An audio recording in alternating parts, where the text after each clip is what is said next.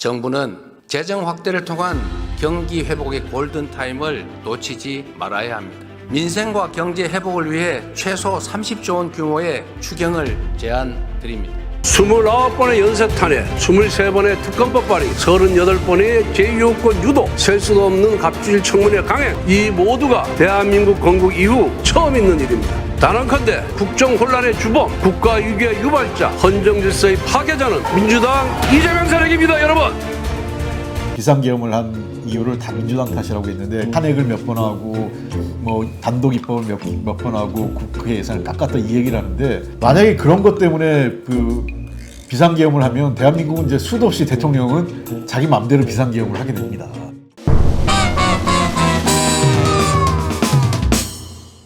시청자 여러분 안녕하십니까? 파워피플의 진행자 배종호입니다. 오늘은 온건과 합리를 바탕으로 화합의 지도자로 평가받고 있는 더불어민주당 홍익표 전 원내대표님을 모셨습니다. 대표님 안녕하세요. 네, 반갑습니다. 이제 국회 민주당 그리고 또 국민의힘 교섭단체 대표 연설이 있었는데 먼저 더불어민주당 이재명 대표 이번에 교섭단체 대표 연설 보니까 특이한 점이 성장이라는 단어가 무려 28번 나왔고 또 경제가 15번이나 언급이 됐더라고요. 무슨 의미입니까? 민주당이 정말 경제와 민생만은 제일 먼저 챙기고 이 문제에 대해서 우리가 어떤 입장과 철학을 갖고 있는지를 보여주는데 굉장히 주력했던 것 같습니다. 네, 통상 이제 진보는 분배의 방점이 찍혀 있고 보수는 성장의 방점이 찍혀 있다. 이렇게 우리가 도식적으로 분석을 하는데 이재명 대표 같은 경우는 성장을 통해서 분배를 지향하겠다라는 이제 그런 메시지를 던지고 있는데 이거는 뭐 중도 실형으로 해석을 해야 됩니까? 어떻게 해석해야 됩니까? 그 사실은 이제 그게 좀 나쁜 프레임인데요. 네. 그 보수 언론이나 일단 그 보수학자들이 마치 민주당은 성장에 관심이 없는 것처럼. 네. 그래서 저는 그렇지 않다고 봅니다. 역대 우리 민주당 정부에서 훨씬 더 경제 성적이 좋았어요. 네. 그건 뭐 자료로 우리가 확인되는 거 아니겠습니까? 김영삼 정부 때 IMF 맞았잖아요. 보수 정권 때. 그다음에 MB 시절에 금융위기 오고 별로 성적 안 좋았고 박근혜 정부 때 그랬는데 훨씬 더 김대중, 노무현 시대가 경제 성장률 높았고 그다음에 문재인 정부 때도 모든 나라가 그 코로나 때문에 어려울 때에도 대한민국 경제가 상대적으로 괜찮았어요. 수치상으로는. 물론 수치상으로 좋은 것과 실제 민생의 삶은 좀 또 다른 문제이긴 하지만 단순 비교를 해봤을 때 수치상의 비교는 보수 정부보다 민주정부가 훨씬 좋았고 네. 지금 그 역대 모든 정부에서도 성장 얘기를 했습니다. 즉 과거에 권위주의 정권, 보수 정권의 방식은 선성장 후 분배했다면 네. 여기는 성장과 분배가 선순환적으로 이루어지는 네. 그러니까 성장과 분배가 동시에 이루어지는 거죠. 네. 그러니까 예를 들면 성장을 하는데 분배하지 않으면 네. 국민의 삶이 개선되지 않고 또 성장의 그 어떤 이 동력이 새롭게 발생하지 않습니다. 그래서 네. 성장을 통해서 분배도 같이 이루어졌을 때 소위 내수 진작 또 소비가 네. 활성화되면서 경제의 수요가 창출되는 거죠. 그래서 이재명 대표도 지난 그 3년 전에 있었던 대선도 그랬고요. 늘 성장 문제를 전혀 도외시하지 않고 분배와 함께 왔죠. 네. 반도체 특별법 얘기도 좀 해볼까요? 예. 이재명 대표께서는 뭐 주 52시간 근로제 예외 부분을 인정할 듯 하다가 노동계 등을 중심으로 강력하게 이제 반발이 일어나니까 결국 수용하지 않았는데 어떻게 해석하십니까? 뭐 수용을 안 한 건 아니고 좀 더 논의를 해보자 이런 얘기를 하는 거죠. 우선 반도체 특별법과 관련돼서 그 주 52시간이 핵심 문제로 떠오른 것은 매우 유감스럽습니다. 네. 왜 그러냐면 마치 우리나라 반도체 산업의 위기가 그 52시간제 때문에 생긴 건 아니거든요. 그렇죠. 예. 반도체 그 특별법의 핵심 내용은 국가 보조금 문제, 네. 그다음에 전력 등 앞으로 필요한 이제 그 관련 인프라, 예, 그다음에 인력 지원, 네. 등 인력 개발이죠. 세제 지원도 있고요. 세제 지원도 있고 이런 것들이 더 핵심 사안이거든요. 네. 52시간 문제에 대해서는 저는 우리 사회에서 좀 더 깊은 고민은 필요한데 네. 그 매우 낮은 연봉이나 이 초임 대상자가 아니라 일정 직급 이상의 고액 연봉 사무직 노동자들을 대상으로는 주 52시간을 탄력적으로 네. 좀 적용하자는 건데 저는 이거는 그다지 큰 문제는 안 될 거로 생각해요. 네. 그리고 이제 국민의힘은 이재명 대표의 연설에 대해서 뻥산이즘이다 이렇게 이제 평가를 했는데 동의하십니까? 동의할 수 없죠. 네. 그런데 왜 이렇게 뻥산이즘이라고 얘기할까요? 그러니까 일종의 좀 존중해주면 좋을 것 같은데. 프레임을 만드는 거죠. 네. 그러니까 이재명 대표에 대해서 뭐 그 말을 하는데 이행하지 않는다. 네. 그리고 두 번째는 정치적으로 이런 그 잘사니즘에 대해서 약간 희화시키려고 하는 정치 공세가 깔린 내용이라고 봅니다. 그러니까 저는 저 국민의힘이 뭐 이렇게 정치권에서는 할 수 있는데 할 수 네. 있지만 좀 더 그 구체적인 내용을 갖고 정책 대결을 좀 했으면 좋겠다 생각을 합니다. 그러니까 좀 수준을 정책 대결 수준으로 예. 끌어올릴 필요가 있는 것 같고요. 그럼 이제 이번에는 국민의힘 권성동 원내대표 교섭단체 연설 내용 좀 살펴볼까요? 보니까 4분 했더라고요. 예. 근데 민주당은 44번 언급했고 이재명 대표에 대해서 18번 언급을 했는데 보니까 비판 수준을 넘어서 거의 욕설 수준인데 어떻게 보셨어요? 그러니까 민주당과 이재명을 합치면 한 40초에서 45초에 한 번씩 했다는 얘기예요. 그러면 국민들 내리에 각이 되겠는데요? 예. 이게 이례적인 얘기죠. 네. 그러니까 물론 뭐 야당의 그 대표고 네. 만약에 대선이 있을 경우 유력 후보 중에 한 명이기 때문에 네. 비판할 수도 있지만 그렇다고 이렇게까지 이 실명을 언급하는 것은 제가 보기에는 상대당 당 대표에 대한 예의도 안 맞고 국민에 대한 예의도 아닙니다. 왜냐하면 지금 어쨌든 국민의힘은 여당으로서 이번 비상계엄과 내란 사태에 직접적인 책임이 있는 정당 아니겠습니까? 그렇죠. 딱 서두에 한마디만 사과하고 그 이후에는 다 책임의 피해요. 그러니까 네. 마치 뭐 이재명 대표와 민주당이 그 윤석열 대통령을 사주해서 계엄령 쿠데타를 유도한 것처럼 네. 사주에서 시킨 것처럼 우리 책임론을 얘기하는데 이게 말이 안 되는 거죠. 앞뒤가 안 맞는 얘기입니다. 그럼 그래서 내란 사주죄로 기소돼야 됩니까? 그러니까 자칫 얘기하면 내란의 우두머리가 이재명 대표가 되는 그런 웃긴 상황인 건데 이게 네. 말이 안 되는 거고요. 네. 비상계엄을 한 이유를 다 민주당 탓이라고 했는데 그 네. 대통령의 아니 그대로 읊었거든요. 네. 뭐 탄핵을 몇 번 하고 뭐 단독 입법을 몇 번 하고 국회 예산을 깎았다 이 얘기를 하는데 만약에 그런 것 때문에 그 비상계엄을 하면 대한민국은 이제 수도 없이 대통령은 자기 마음대로 비상계엄을 하게 됩니다. 이게 네. 있을 수 없는 일이에요. 네. 그리고 또 이재명 대표의 한미동맹 강조 이것도 비난하고요. 또 실용주의 표방에 대해서도 정치적 가면극이다 이렇게 비난을 했는데 상당히 이재명 대표의 이런 행보가 부담이 되는가 보죠. 그렇죠. 왜냐하면 뭐 이재명 대표에 대해서 지금 프레임을 만들어 놓은 게 반미주의자, 네. 친중, 반미, 뭐 그다음에 뭐 일종의 그 뭐 뭐 기본소득과 이념주의자, 관련해서 빨갱이. 빨갱이 좌파 뭐 네. 이렇게 있는데 어쨌든 이재명 대표가 굉장히 유연하게 정책적 실용성을 강조하고 있지 않습니까? 그리고 네. 그 뭐 잘 아시는 이재명 대표뿐만 아니라 우리 민주당의 기본적 입장은 김대중 대통령 시절부터 일관된 게 굳건한 한미동맹과 안보태세를 바탕으로 한 남북관계 개선 아니겠어요? 네.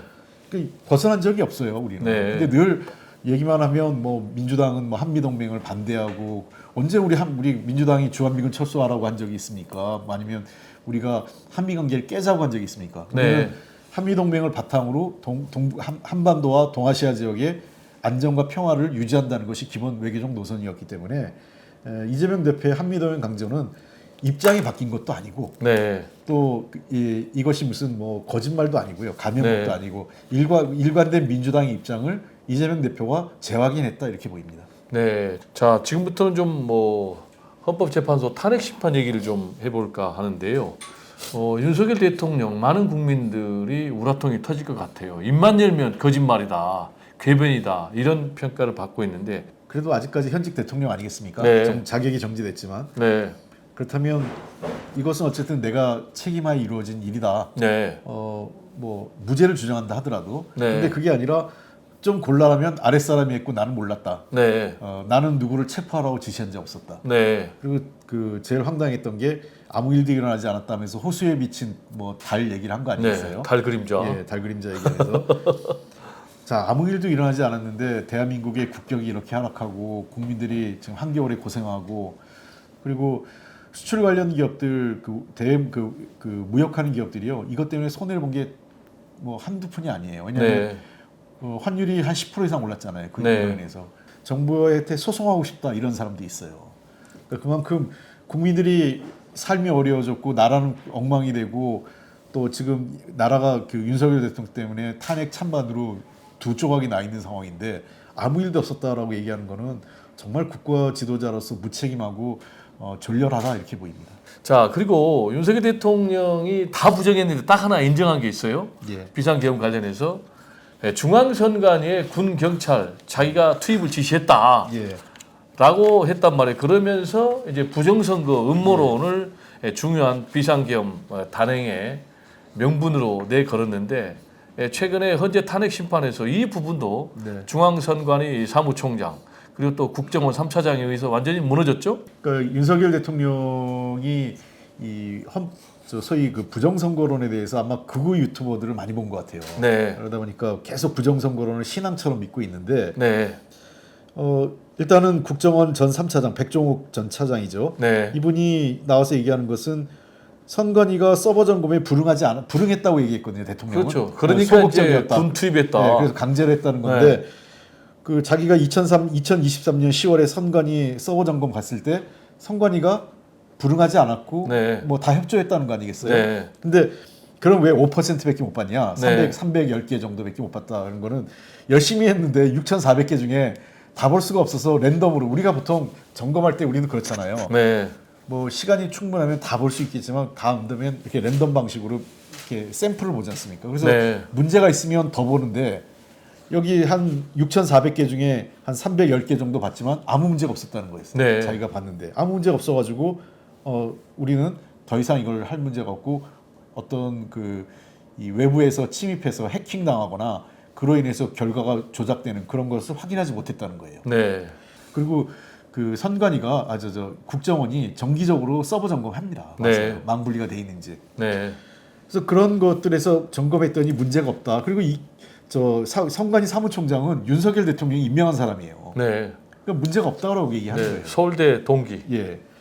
그래서 제가 보기에는 그리고 100번 양보해서 망분리가 제대로 안 돼서 가능성이 있다 하더라도 그 가능성이 있다는 것과 그건 개선하면 되잖아요. 그러나 선관위 서버에 들어가서 해킹한 거하고는 다른 거죠. 해킹한 흔적은 국정원도 발견하지 못했다는 거죠. 또 그리고 심지어 보니까 선관위에 대해서 윤석열 대통령 취임해가지고 165번이나 압수수색했더라고요. 예, 그렇습니다. 근데 왜 군대를 동원해야 되는지. 그렇죠. 이건 뭐 군대 동원 문제도 아니고 네. 전에 우리 선배 한 분 중에 네. 뭐 이름과 하긴 그래서 세 표 차이를 주신 분도 있어요. 그렇죠. 유명한 씨 문세표. 알잖아요. 근데 그거 했는데 안 바뀌잖아요. 네. 일부 그러니까 네. 예를 들면 한두 표 정도의 오차는 있을 수 있겠죠. 네. 그러나 그게 어떤 몇천 표 차이를 네. 뒤집고 이런 이 변화는 아니랍니다. 그래서 그 후보자들 거기서 뛰었던 후보자 중에 진 사람이 누구보다 잘 알아요. 이건 내가 진 선거고 네. 아니다. 이건 뭔가 잘못됐다. 이의 제기하는 네. 그런 경우가 있었기 때문에 한 번도 근데 바뀌어 본 적은 없습니다. 지금 이제 탄핵 심판을 지켜보면은 굉장히 윤석열 대통령에 대한 탄핵 심판이 빨라지는 것 같아요. 예. 자, 이 조기 대선에서 민주당 또 이재명 대표 승리하기 위해서는 어떤 점들을 좀 보완해야 될까요? 첫 번째는 이런 것 같아요. 우리가 문재인 정부 시절에 네. 그 당시 우리 문재인 정부 플러스 민주당이 부족했던 면이 뭔가에 대한 성찰이 있어야 될 것 네. 같습니다. 그 첫 번째고요. 네. 두 번째 성찰은 지금 윤석열 대통령을 탄핵하고 또 윤석열 정부 내내 국민적 지지가 매우 낮았지 않습니까? 네. 그 원인이 뭔지 네. 민주당은 그에 대해서 해법을 제시할 수 있는 당인지를 네. 보여줘야 돼요. 그러니까 네. 그래서 가장 중요한 거는 우리가 경제와 민생에 대한 유능함이 필요해요. 네. 그 경제 민생과 관련돼서 실질적 해법을 가진 유능한 정당임을 우리가 확인시켜줘야 되는 게 첫 네. 번째라고 보고요. 두 번째 우리가 해야 될 것은 지금 국민들께서 굉장히 불안한데 이 불안한 이유가 사실 윤석열 정부 들어와서 끊임없이 국민을 갈라치고 이 프레임 자체를 뭐 종북 좌파 세력 뭐 등등 하면서 이 정치 사회적 양극화가 아주 극단으로 와 있거든요. 네. 그래서 저는 이것을 좀 더 통합해낼 수 있는 우리 사회의 균열과 양극화, 정치적 양극화를 좀 더 해소하고 통합적 사회를 이끌어갈 수 있는 그런 어떤 통합의 리더십을 가진 우리가 정치 집단 그리고 정치 지도자라는 것을 좀 보여줘야 됩니다. 우리 민주당의 후보가. 최근에 비명계들이 좀 목소리를 계속해서 내고 있잖아요. 이런 부분들은 어떻게 보십니까? 저는 뭐 이것을 그 어떻게 받아들이냐에 따라서 달라질 것 같아요. 이걸 네. 자꾸 이 분열이나 또는 서로 간에 마이너스 게임이 되면 네. 도움이 하나도 안 되고요. 네. 이걸 좀 긍정적 에너지로 바꿔가려고 하면 네. 뭐또 약이 될 수 있다고 생각을 합니다. 그렇군요. 예, 그래서 이재명 대표 본인도 지금 확장하고 연대하겠다는 얘기를 많이 하지 않습니까? 또 네. 그다음에 그 포용하겠다는 얘기도. 사실 제가 이재명 대표와 같이 일해본 잠깐 한 그 원내대표로서 같이 일할 때 이 대표 본인이 뭔가 그 이 뭐 배제하거나 누군가는 안 돼 이런 생각을 강하게 갖고 있지 않아요. 네. 그래서 필요하고 또 그분의 말씀이 합당하다고 생각하면 수용합니다. 그래서 네. 그 이재명 대표 본인도 뭐 이런 얘기가 있는데 뭐 시점은 좀 아쉽지만 아주 틀린 얘기는 아니다 이런 입장을 갖고 계시잖아요. 네. 그러니까 저는 도리어 이재명 대표를 지지하는 분들이 이런 부분에 대해서는 그냥 좀 더 여유를 갖고 지켜볼 필요는 있다 생각을 합니다. 왜냐하면 우리 쪽으로 너무 문제를 확대하면 네. 도리어 그 보수 언론이나 이쪽에 먹거리만 더 던져주는 케이스가 되기 때문에 현재로서는 저는 충분히 우리 당이 그러한 것을 수용하고 또 발전적으로 어떤 해소해 나갈 수 있는 충분한 당내 리더십과 역량이 있다 이렇게 보입니다. 네. 그리고 이번에는 서울시장 선거 얘기 좀 해볼까요? 서울시장 이제 내년에 선거가 있는데 서울시장 선거하면 민주당에서 우리 홍 원내대표님 아주 상수 도전자로 분류가 되고 있는데 제가 가만히 보니까 본선보다 예선이 더 치열할 것 같아요. 예. 예선에서 승리할 자신 있습니까? 그래서 지금은 뭐 제가 이 자리에서 뭐 생각이 있다 없다 확실히 말씀드리긴 그렇지만 네. 아직까지는 뭐 좀 조심스러운 게 네. 탄핵과 또 탄핵이 됐을 경우에 그 조기 대선에서 우리 당이 승리하는 게 네. 최선의 과제이기 때문에 거기에 먼저 주력을 해야 된다 이렇게 생각을 하고요. 네. 제일 중요한 거는 서울시를 탈환하지 못하면 대선에 승리할 수 없다 이런 생각이 강했습니다. 네. 또 반대로 얘기하면 이제 우리가 잘해서 조기 대선에서 승리해서 집권한다면 그 다음 선거에서 민주당이 서울시장을 탈환하지 못한다면 지방선거에서 승리하기 어렵다고 보입니다. 정말 이 서울이 새로운 도시로 발전하기 위해서 이 변화가 필요하다. 그리고 저는 이제는 국가 경쟁력 이런 시대는 아닌 것 같아요. 네. 그 국가 경쟁 예를 들면 미국의 경쟁력이라는 게 의미가 없는 겁니다. 왜 그러냐면 미국의 경쟁력이 아니라 뉴욕의 경쟁력. 네. 그다음에 뭐 예를 들면 뭐 그 샌프란시스코의 경쟁력. 네. 그다음에 뭐 실리콘밸리의 경쟁력. 그러니까 도시 경쟁력이 중요하다. 그렇죠. 이제는 국가 경쟁력의 시대가 아니라 도시 경쟁력의 시대입니다. 네. 그래서 이미 그 서울은 국내에서 1등을 목표로 해서 하는 게 아니잖아요. 네. 서울은 이미 그 전국에서 제일 잘 사는 네. 삶의 질이나 글로벌 시티죠. 예, 그 글로벌 시티가 됐죠. 그래서 네. 서울은 경쟁을 주변의 상해나 도쿄 그리고 심지어 뉴욕, 런던 등하고 더 경쟁을 해서 세계 그 글로벌 5대 도시 안에 들어간다는 것을 목표로 가지고 있어야 돼요. 네. 자, 우리 원내대표님께서는 내년 서울시장 어떤 사람이 필요하다고 보십니까?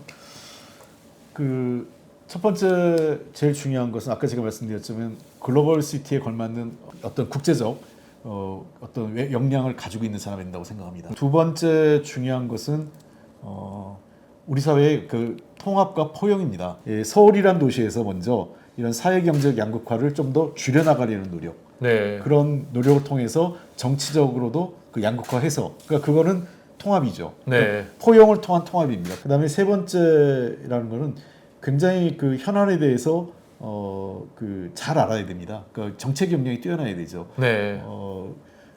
어떤 이 정책을 다뤄보고 법안도 만들어보고 그리고 실제로 그 거시적 역량에서 이런 세부적인 문제점을 잘 알고 해소할 수 있는 정책적 역량을 가진 사람이 저는 필요하지 않을까 이렇게 보입니다. 이재명 대표도 그런 역량을 갖고 성남과 경기도 자치단체를 잘 하셨잖아요. 그런 디테일하고 구체적인 정책적 해법과 역량을 가진 사람이 서울을 책임져야만 서울이 글로벌 5대 시티 안에 들어갈 수 있지 않을까 생각합니다. 네.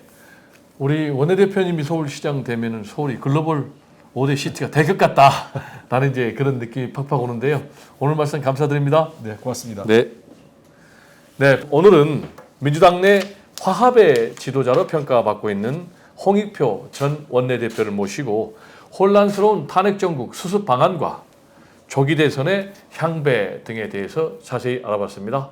오늘 함께해 주신 시청자 여러분들께 감사의 말씀 드리고요. 다음 시간 다시 찾아뵙겠습니다. 감사합니다.